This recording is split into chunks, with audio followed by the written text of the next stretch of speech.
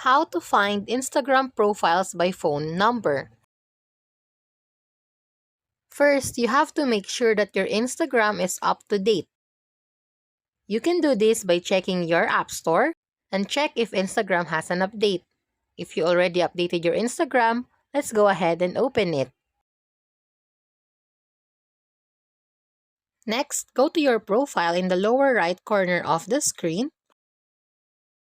and click the three lines on the upper right corner this time.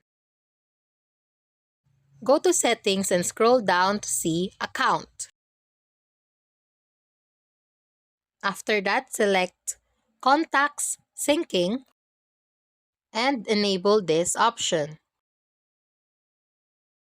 Once enabled, you will now see Instagram accounts of the people that are in your contacts.